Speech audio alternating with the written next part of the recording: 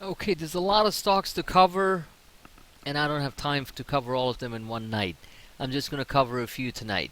My Apple chart, I don't need to say, was literally a perfect move, a perfect pattern that I kept on showing for days, and it worked. So, and people who benefited from it, I congratulate you for having the discipline to stick with it. Apple fell hard. Okay, Apple fell hard from this level. Okay, and it looked like a waterfall decline, and it found support at around this 98, 97 level.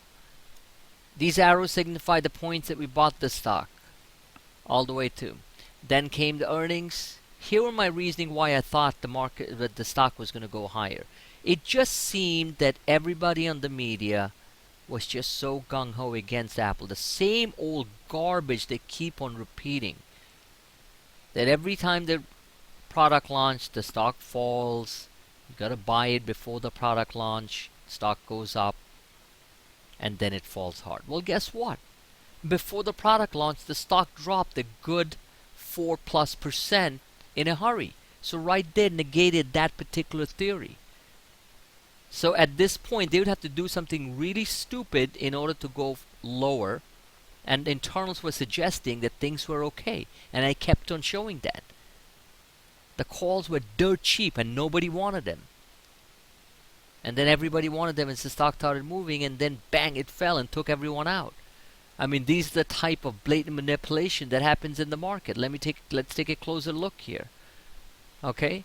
Let me get my drawing tool. So when they say the market's under manipulated, I don't know what they're smoking.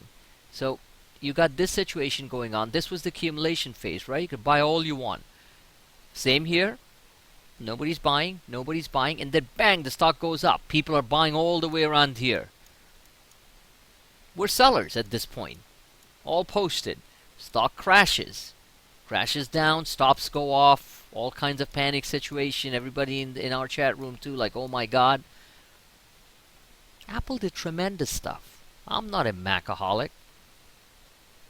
I don't even use an iPhone.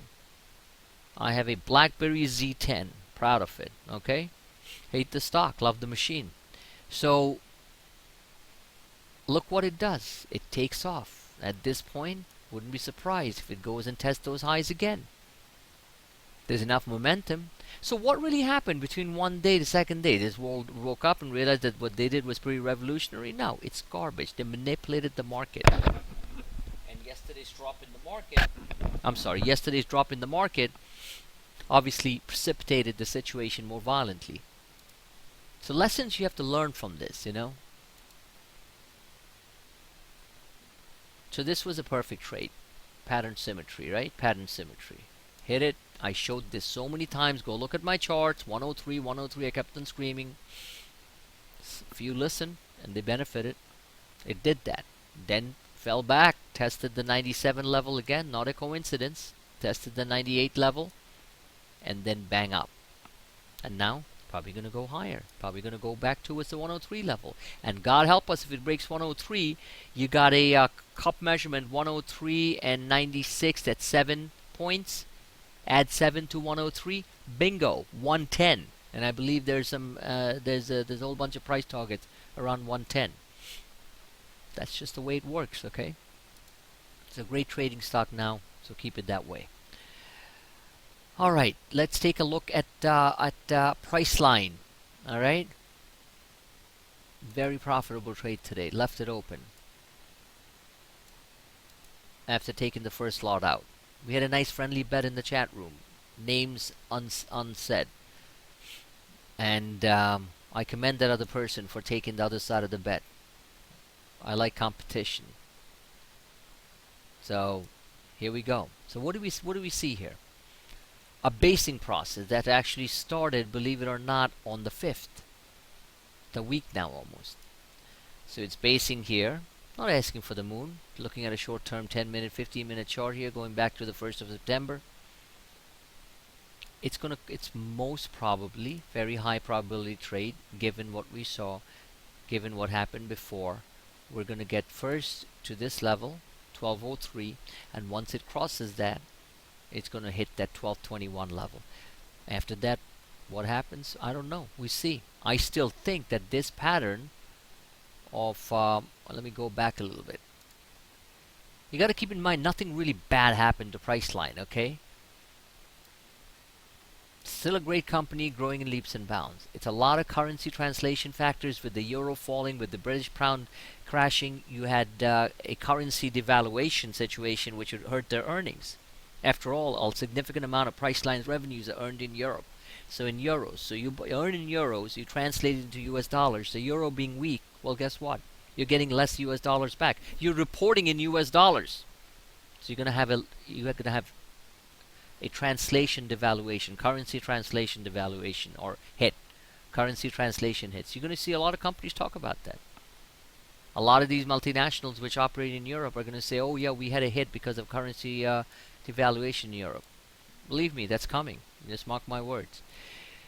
So this would be the pattern, perfect pattern to deal with, and it went here, zigzagged around, formed a nice base.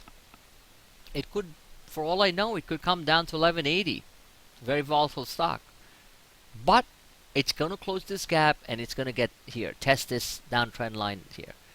Best case scenario, the stock goes to 1260. So you're looking at 80 points. Do you really want to miss it for a few measly 10-point downside? Unless it totally breaks down from here. So let's take a longer term chart. Let's take a chart on the weekly, let's say. So, and remove all the drawings. So, on the weekly chart, this is what gets interesting. On the weekly chart, it went and hit the 50-week moving average. Unheard of. The last time it hit the 50-week moving average almost was here. Okay? And so bottom line, let's look at some recent occurrences. Now it hit it here. So unless it breaks below this and gets it, then it goes to 1050. It goes to 11, it goes to about 1140 and then 1050. Can it happen? Sure can happen. On the weekly. The other alternative is that the stock basically bounces. And where does it bounce to? It bounces first to the 34. That's around the 1240 level shown before.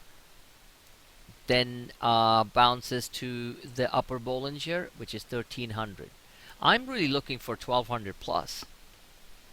And you know what? That's like a quadrupling or 5 or 6 times your money. So, no one needs to be get greedy.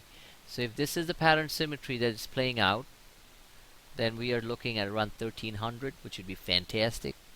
1250 would be great.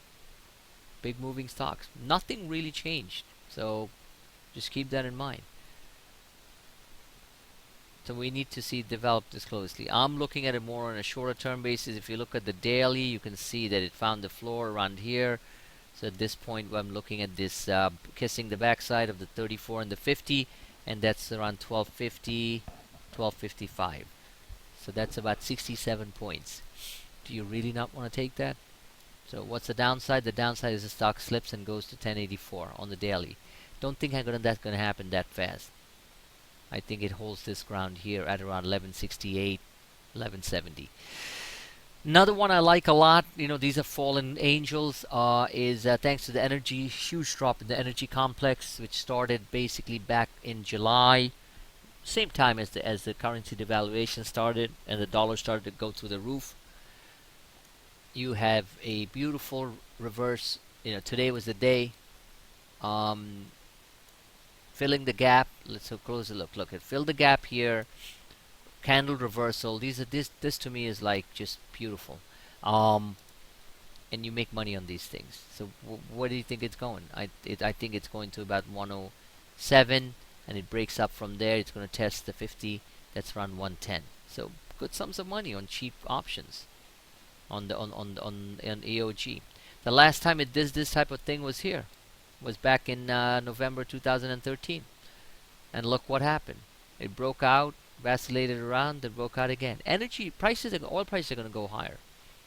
You can't keep on endlessly falling. Alright? That's just the way it is. So, I've covered two stocks explained very